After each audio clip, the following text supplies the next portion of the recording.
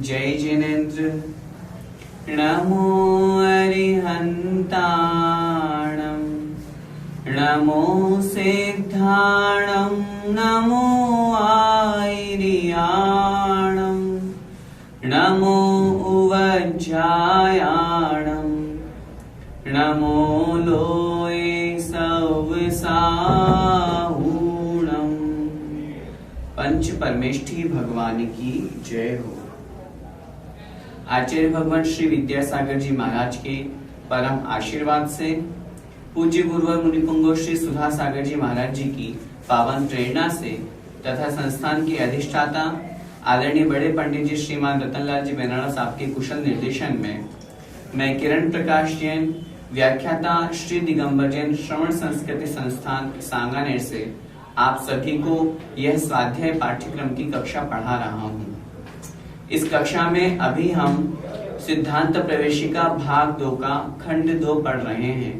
आज की इस कक्षा में हम पाठ 14 और पाठ 15 पढ़ेंगे। पाठ 13 में हमने गुरुदेव स्तुति पढ़ी थी। उसके पश्चात पाठ 14 में हमारे दैनिक कर्तव्य हैं। इसमें कुल 17 विषय दिए हुए हैं। ये समझाने योग्य नहीं है।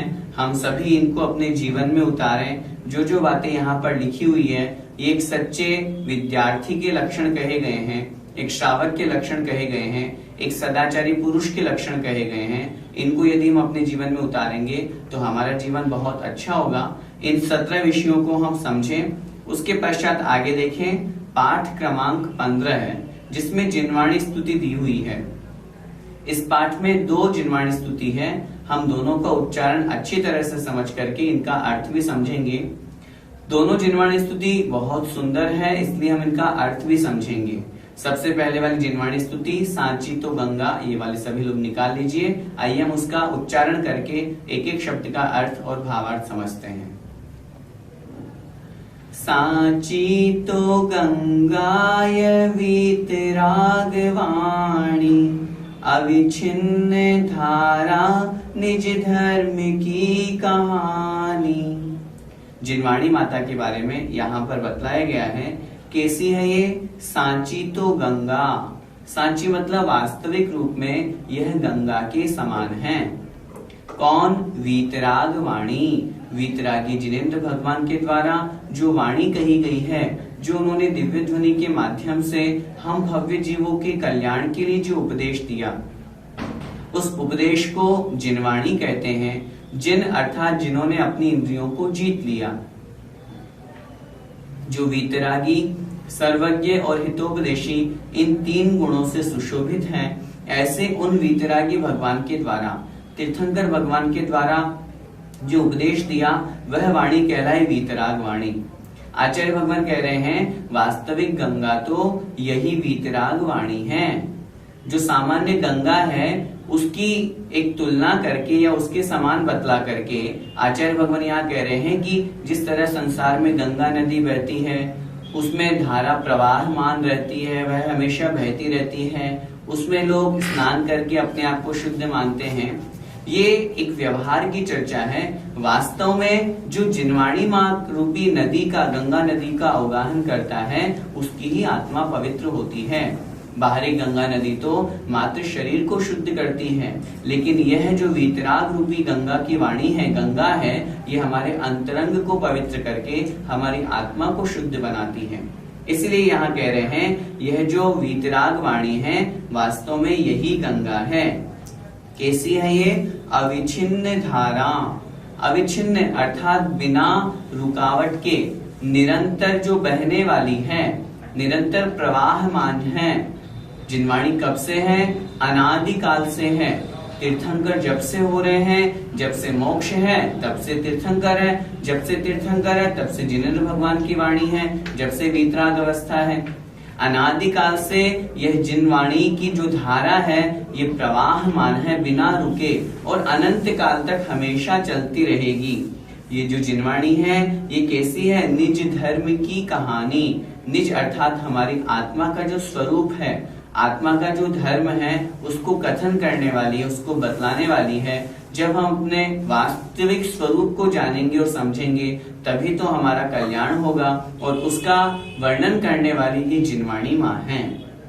आगे इस जिनवाणी के बारे में कह रहे हैं, जिनवाणी की स्तुति कर रहे हैं। जामे अति विमल अगाध ज्ञान पानी, जामे अति विमल अगाध ज्ञान पानी, जहाँ नहीं संशयादि पंक्ति की निशानी, अविच्छिन्न धारा निज धर्म की कहानी। कैसी है जिनवाणी?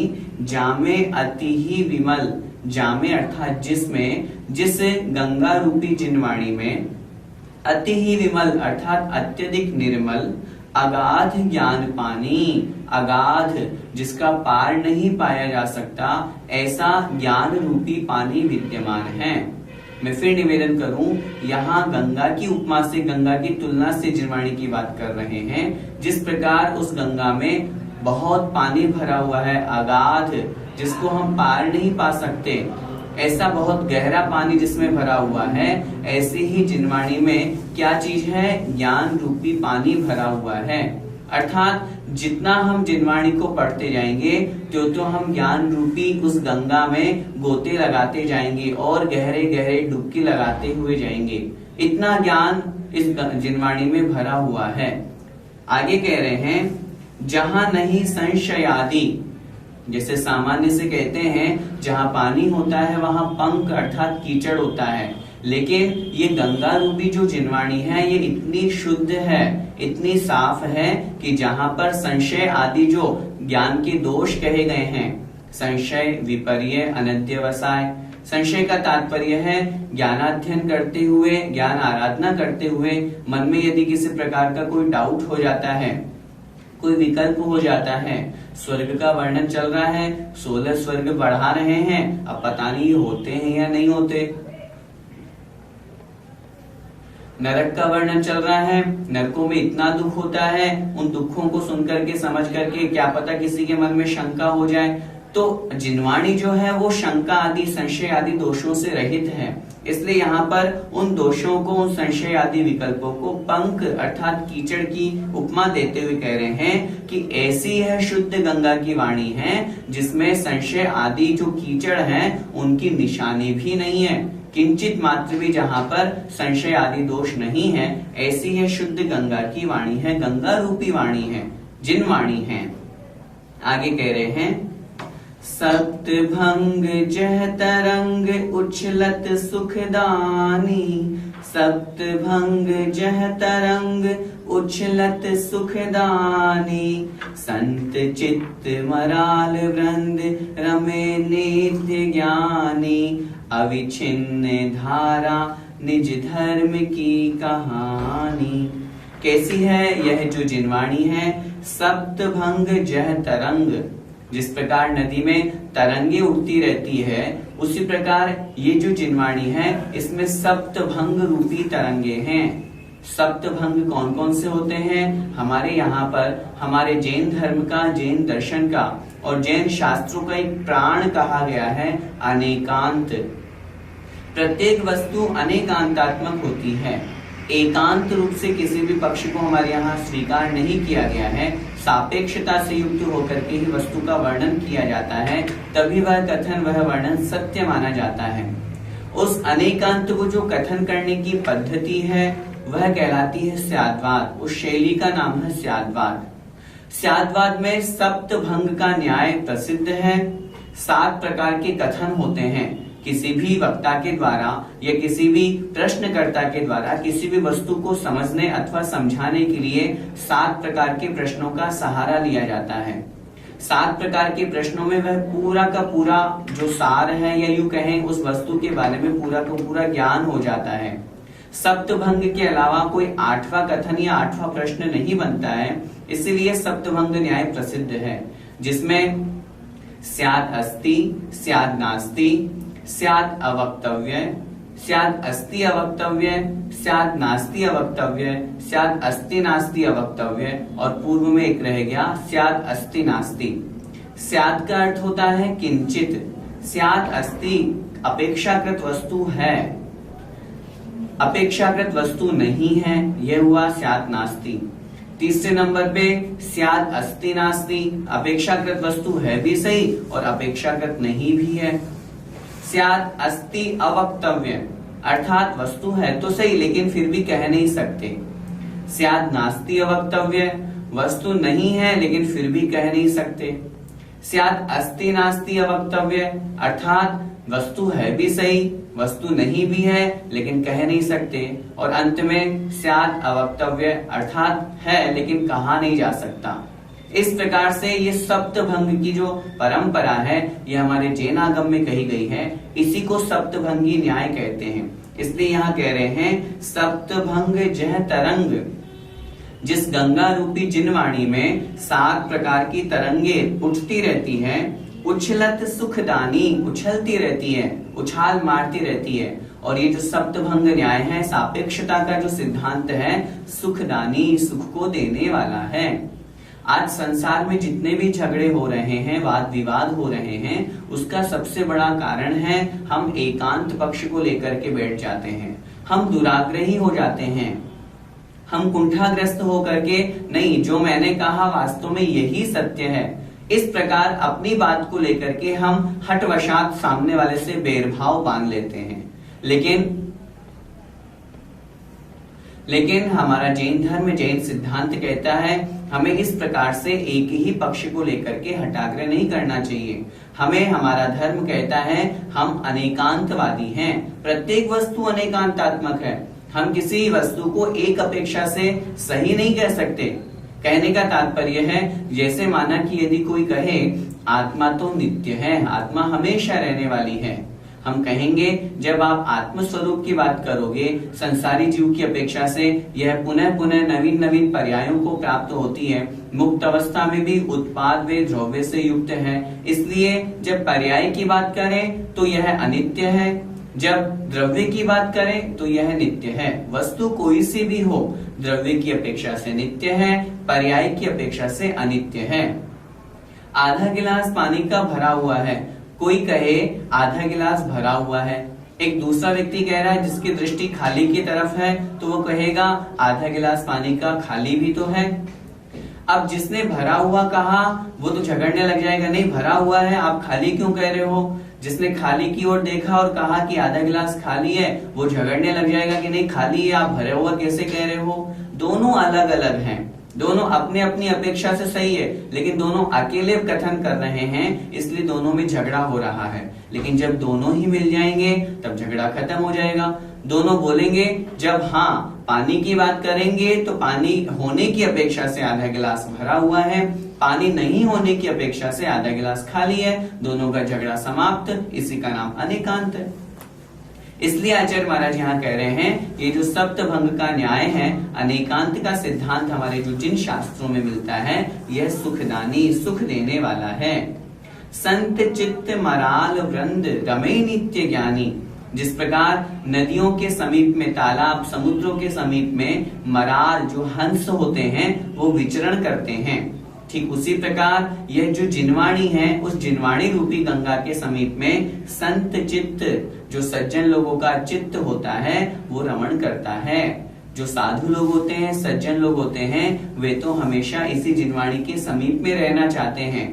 तो यहाँ कह रहे हैं संत चित्त मराल वृंद, अर्थात सज्जन लोगों के चित्त अर्थात जो मन है, ये हंस रूपी समूह के समान रमे नित्य ज्ञानी, वे ज्ञानी जो जीव हैं वे हमेशा उसी जिनवाणी रूपी गंगा के आसपास वहीं पर ही रमण करते रहते हैं। अर्थात जिस प्रकार उन हंसों को उस नदी के समीप रमण करना अच्छा लगता है, उसी प्रकार जो ज्ञानी संत लोग होते हैं, सज्जन लोग होते हैं, भव्य जीव होते हैं, जो निकट भव्य हैं, जिन्हें शास्त्र स्वाध्याय करना अच्छा लगता है, वे हमेशा जिनवाणी के समीप में रह करके उसी में ही रमण करते हैं, उसी का अर्थ खोजते रहते हैं और स्वाध्याय करते रहते हैं।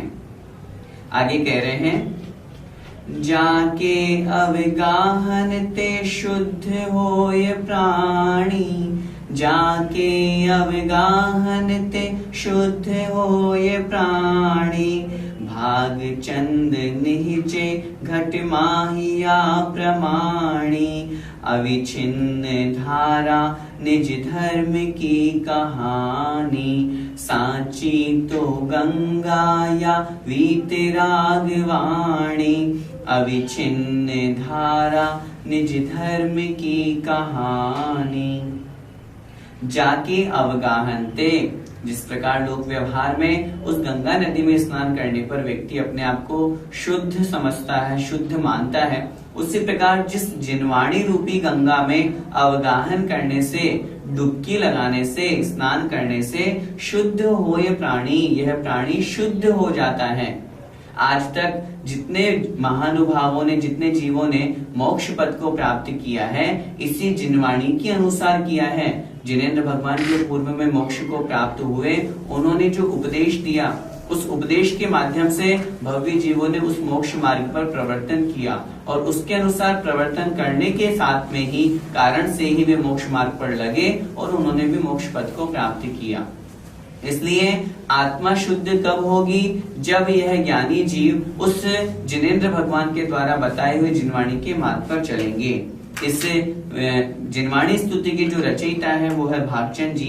वो कह रहे हैं निश्चय अर्थात निश्चय नहीं की अपेक्षा से घट माहि या प्रमाणी, अर्थात जिस तरह आत्म स्वरूप है उसके प्रमाण यह ज्ञान कहा गया है।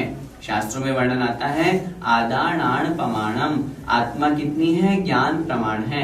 जितनी आत्मा उतना ज्ञान, आत्मा जितना है उतना ज्ञान, इसलिए कहा गया है। एक गाथा आती है आदानान प्रमाणम नाणम णेय प्रमाण मुद्दिठम णेयम लोया लोयम तम्हानाणम तु सवगदम। आत्मा ज्ञान प्रमाण है। ज्ञान कितना है? ज्ञान ज्ञेय के बराबर है। ज्ञेय का अर्थ होता है जानने योग्य। ज्ञेय कितना है? लोया लोयम, लोक और अलोक। इस अपेक्षा से आत्मा सर्वगत है।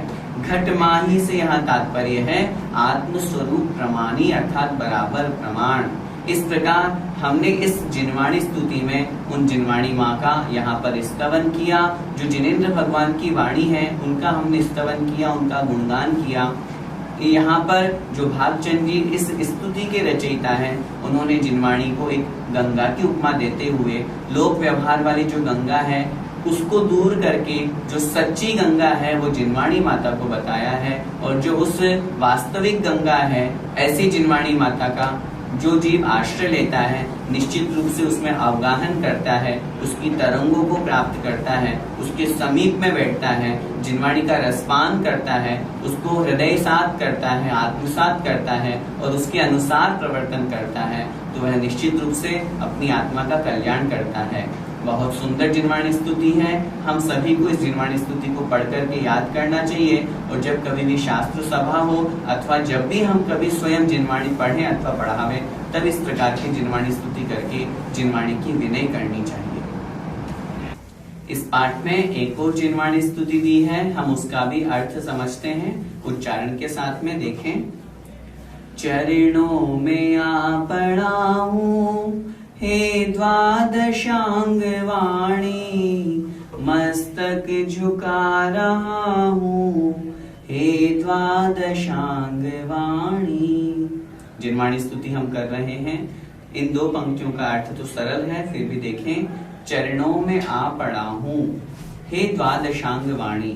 जिनवाणी को हम द्वादशांग रूप जिनवाणी माता कहते हैं, क्योंकि हमारे यहाँ पर जो श्रुत ज्ञान है आचार्यों ने उसे 12 अंगों रूप में विभाजन किया है। जिनेंद्र भगवान ने जो दिव्य ध्वनि के माध्यम से उपदेश दिया, गंधर्व परमेष्ठी ने उन्हीं जिनेंद्र भगवान की उस दिव्य ध्वनि को 12 अंग रूप में विभाजन किया। आचारांग, सूत्रकृतांग, स्थानांग, समवायांग आदि करके 12 अंग लिखे। इसलिए 12 को संस्कृत में द्वादश कहते हैं। तो 12 अंगों से युक्त जो वाणी है, ऐसी द्वादशांग वाणी, उसको संबोधन करते हुए यहाँ पे हम कह रहे हैं हे जिनवाणी माँ, हे द्वादशांग वाणी, मैं आपके चरणों में आ पड़ा हूँ, आपके चरणों में आया हूँ, मुझे आप सहारा दीजिए। मस्तक झुका रहा हूँ, मैं आपके चरणों में मस्तक झुका रहा हूँ, आपको नमस्कार कर रहा हूँ, मैं आपको प्रणाम कर रहा हूँ हे द्वादशांग वाणी। आप कैसी हैं? जिनवाणी की क्या महिमा है, क्या स्तुति वो आगे कह रहे हैं।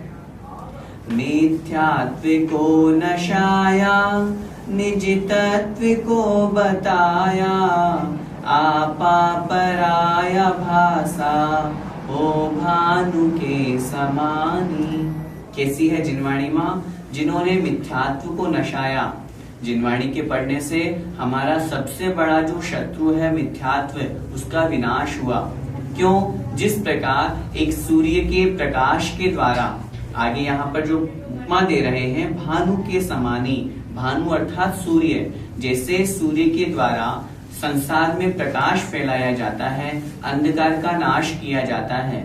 एक छोटे से दीपक के द्वारा प्रकाश फैला करके अंधकार का नाश किया जाता है, उसी प्रकार जिनवाणी रूपी दीपक के द्वारा, शास्त्र रूपी दीपक के द्वारा हमारे अंदर जो बैठा हुआ मिथ्यात्व था, घोर अंधकार था, वो समाप्त हुआ और सम्यक्त्व का उजाला, सम्यक्त्व का प्रकाश हमारे जीवन में आया। और निश्चित रूप से हम जिनवाणी पढ़ते हैं तब हमें सच्चे देव, सच्चे शास्त्र और सच्चे गुरु का स्वरूप समझ में आता है, और इस जिनवाणी के माध्यम से ही हमारा मिथ्यात्व समाप्त होता है। हम जो 12 वर्षीय पाठ्यक्रम पढ़ रहे हैं, यह जो कक्षा पढ़ रहे हैं, मैं इसमें भी आप लोगों को निवेदन करना चाहूंगा, हमारा यह पढ़ना तभी सार्थक होगा जब हम मिथ्यात्व से बचें, सम्यक्त्व में लगें, तब तो हमारा जिनवाणी माता को स्तवन करना सार्थक होगा, तब तो हमारा मिथ्यात्व समाप्त होगा और सम्यक्त्व में हमारा प्रवेश होगा। इसलिए यहाँ कह रहे हैं, इसी जिनवाणी माता के द्वारा मिथ्यात्व को नाश कराया गया, निज तत्व को बताया। शास्त्रों में ही तो निज तत्व, आत्म तत्व का स्वरूप का वर्णन हमें कहाँ से प्राप्त हुआ? इसी जिनवाणी माँ के द्वारा हमें इस आत्म स्वरूप का बोध हुआ। 7 तत्वों का स्वरूप हमने जाना। उसमें सबसे पहले जीव तत्व, मैं आत्मा हूँ, यह शरीर मुझसे भिन्न है। इन दोनों के प्रति जो हम राग द्वेष करते हैं, वही आश्रव का कारण है। इस तरह से 7 तत्वों का वर्णन हमने पढ़ा। उसमें निज तत्व जो आत्म स्वरूप है, उसका स्वरूप हमने जाना। आपा पराया भाषा, आपा अर्थात आत्म स्वरूप, पराया मतलब आत्म द्रव्य के अलावा जितने भी द्रव्य हैं, शरीर आदि जितने भी पुद्गल हैं, ये सब जो हैं, इनके बारे में जो हमें ज्ञान हुआ, किसके समान? भानु के समानी। भानु अर्थात सूर्य, सूर्य के समान। जिस प्रकार सूर्य के प्रकाश के द्वारा संसार में सभी पदार्थों का ज्ञान होता है, रात्रि में वह हमें नहीं दिख पाते, लेकिन सूर्य के प्रकाश में हमें चराचर सभी जगत, पूरा संसार दिखता है। उसी प्रकार शास्त्र जिनवाणी के द्वारा हमें वास्तविकता का ज्ञान होता है, आत्म स्वरूप का ज्ञान होता है, शरीर अलग, आत्मा अलग, इस तरह का भेद विज्ञान होता है। इसलिए यहाँ पर जिनवाणी की यह विशेषता बतलाई जा रही है। और कैसी है जिनवाणी माँ? षट द्रव्य को बताया, स्याद्वाद को जताया, भव फंद से छुड़ाया, सच्ची जिनेन्द्र वाणी। कैसी है जिनवाणी माँ? जिनके द्वारा, जिस शास्त्र के द्वारा हमें षट द्रव्य का ज्ञान हुआ, जीव, पुद्गल, धर्म, अधर्म, आकाश और काल, इन 6 द्रव्यों का ज्ञान जिसके माध्यम से हुआ। स्याद्वाद को जताया, जिस जिनवाणी माँ ने हमें स्याद्वाद का परिचय कराया। स्याद्वाद जो भी हमने समझा, प्रत्येक वस्तु अनेकांतात्मक है। उस अनेकांतात्मक वस्तु को कथन करने की जो पद्धति है, जो शैली है, उसी का नाम है स्याद्वाद। इसका ज्ञान हमें शास्त्रों से, आगम से, जिनवाणी माता से ही प्राप्त हुआ। और इसी जिनवाणी माता ने भवफंद से छुड़ाया। कितने भव्य जीवों को संसार रूपी इस चंगुल से, इस जाल से आपने छुड़ाया है माँ। जो आपका आश्रय लेते हैं, निश्चित रूप से वे संसार रूपी जाल से छूट जाते हैं। फंद का मतलब फंसना, जाल, भव मतलब संसार, आपके द्वारा ही संसार रूपी जाल से छूटा जाता है। सच्ची जिनेन्द्र वाणी, वास्तव में जो जिनेन्द्र भगवान की वाणी है, वही सच्ची वाणी है। हम सभी को उसी जिनेन्द्र भगवान की वाणी का आश्रय लेना चाहिए। आगे कह रहे हैं, रिपुचार मेरे पग में, जंजीर डाल पग में, ठाड़े है मोक्ष मग में, तकरार मोस उठानी।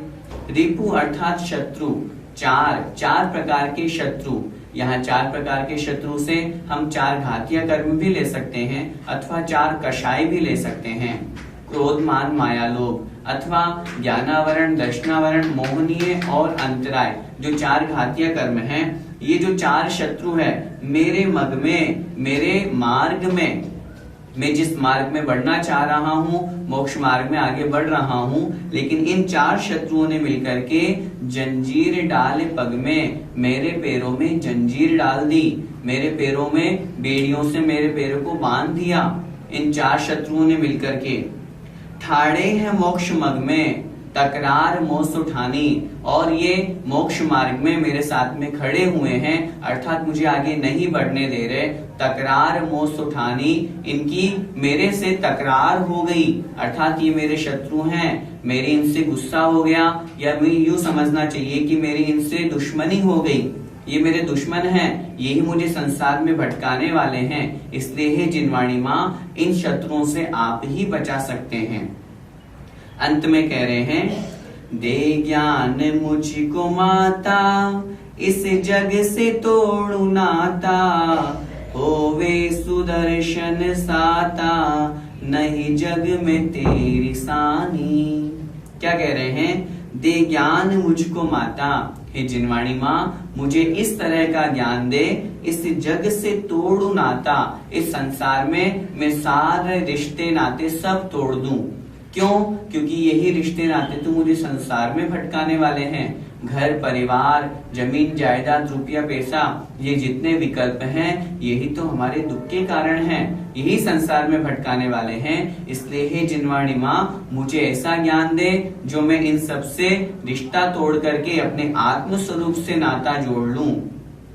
होवे सुदर्शन साता, इस जिनवाणी स्तुति के रचयिता जो हैं वो सुदर्शन लाल जी हैं, उन्होंने अपना नाम लिखा है। अर्थ की अपेक्षा से भी हम बात करें तो यहाँ पर सुदर्शन अर्थात हे जिनवाणी माँ, मुझे सम्यक दर्शन होवे, जो मैं लक्ष्य बना करके चला हूं अपने जीवन का, मिथ्यात्व को मैं समाप्त करूं, सम्यक दर्शन को प्राप्त करूं। उस सम्यक दर्शन के साथ में साता होवे, मुझे सदा आनंद सुख की प्राप्ति होवे, मैं संसार में किन्हीं भी विकल्पों में नहीं फंसूं, नहीं जग में तेरी सानी, वास्तव में हे जिनवाणी माँ, तेरे समान, सानी से तात्पर्य समानी, तेरे समान इस संसार में कोई नहीं है, तेरे समान नाम इस संसार में और किसी का नहीं है, तुम जैसी हो वैसा इस संसार में कोई नहीं है। इसलिए हे जिनवाणी माँ, मैं आपके चरणों में आया हूँ, आपकी वंदना कर रहा हूँ, आपसे प्रार्थना कर रहा हूँ, मुझे इस संसार रूपी समुद्र से निकाल लो, मुझे इस संसार रूपी जंगल से, मुझे इस संसार रूपी जाल से छुड़ा करके और परम पद मोक्ष पद को प्राप्त कराओ। इस तरह की भावना इस जिनवाणी स्तुति में की है। और फिर अंत में कहा है, चरणों में आ पड़ा हूँ, हे द्वादशांग वाणी, मस्तक झुका रहा हूँ, हे द्वादशांग वाणी, अर्थात हे जिनवाणी माँ, मैं आपके चरणों में आया हूँ, मैं मस्तक झुका रहा हूँ, मुझे स्वीकार करो और मुझे इस भवफंद से छुड़ाओ, ताकि मैं भी उन आत्म स्वरूप को प्राप्त करके तीर्थंकर और जो पूज्य पुरुष हुए हैं उन भगवंत को, उन सिद्ध अवस्था को मैं भी प्राप्त कर सकूं। इस प्रकार आज की इस कक्षा में हमने 2 जिनवाणी स्तुति पढ़ी। दोनों जिनवाणी स्तुति बहुत सुंदर है, गुनगुनाने लायक है। हम जब कभी समय मिले जिनवाणी स्तुति के समय तो हम पढ़े ही पढ़े, उसके अलावा भी हम इसका स्मरण करें ताकि हमारा मन शुभोपयोग में लगे और इस जिनवाणी का आश्रय लेकर के हम भी संसार समुद्र से पार हो सके। इसी मंगलमय भावना के साथ जय जिनेंद्र।